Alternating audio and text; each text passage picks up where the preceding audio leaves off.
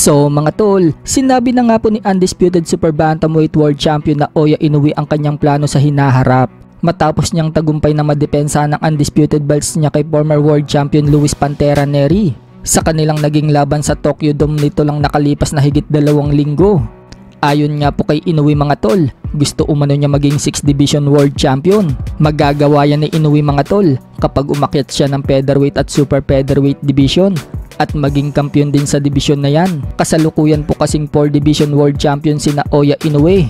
Hindi nga lang yan mga tol, dahil bukod sa gusto niya maging 6th Division World Champion, gusto din hakutin ni Inoue lahat ng titulo sa featherweight at super featherweight. Ibig sabihin mga tol, gusto din maging undisputed ni na Oya Inoue sa featherweight at super featherweight. So kapag nagawa nga po yan ni Inoue mga tol, magiging 4 Division undisputed na po siya.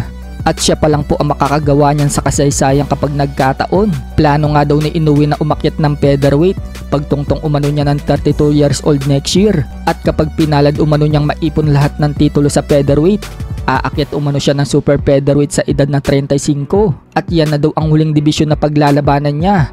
At ganun din mga tol, iipunin din niya lahat ng titulo. At kapag nagawa ni Inoue na maging 4 Division undisputed, doon na siya magre-retiro. So matinding legacy nga po ang gustong makuha ni Inoue mga tol. Kung si Manny Pacquiao nagawang maging 8th Division World Champion, gagawa din ng sariling legacy si Inoue, ang maging 4 Division Undisputed World Champion. Pero hindi po madaling gawin niya ni Inoue mga tol, dahil malalaki na po ang mga boksingero dyan at malalakas na. So posible nga mga tol na makalaban ni na Oya Inoue ang pambato natin na si former WBC Featherweight World Champion Mark Magsayo sa super featherweight. Malaki po ang tsansa na mangyari yan kapag nakahawak ng world title si Magsayo sa super featherweight. Kasalukuyan na po kasing lumalaban ngayon si Magsayo sa super featherweight. Kung pupunta nga po tayo sa rankings ng mga sanctioning bodies, sa WBO, nasa number 9 spot si Magsayo. Sa IBF, nasa number 8 spot po siya.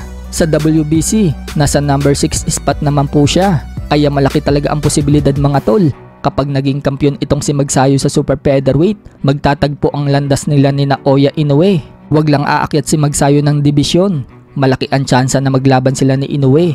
Sa kabilang banda naman mga tol, sumabog nga po ang balita kahapon lang. Ipinost nga po ng batikang sports analyst at journalist ng GMA7 na si JM Siasat. Ayon daw sa source, si former 3 Division World Champion General Casimero nakikipag-usap daw ngayon tungkol sa pagpirma sa local promotion. Ang problema lang daw dyan mga tol, may natitira pa daw isang laban si Casimero sa kontrata nito sa Treasure Boxing Promotion. Wala naman sinabi mga tol kung anong local promotion nakikipag-usap si Casimero. So anong masasabi nyo dyan mga tol?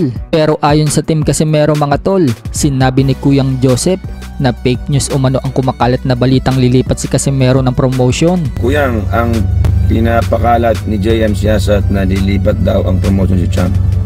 Fake news yan! Fake news! JM, hawag kang ganyan bro. Fake news ka. Baka naman din naman siya. Kumalat eh. Kung totoo man yun, fake news yun. Nag-upload nga din po kagabi ang Treasure Boxing Promotion ng video tungkol kay Casimero. At sinabi nga po sa video dyan mga tol na may laban umano si Casimero. Hindi naman sinabi ni Masayuki Ito kung sino ang makakalaban. So ibig sabihin lang yan mga tol, kaya pala nag-iinsayo si Casimero dahil may paparating itong laban.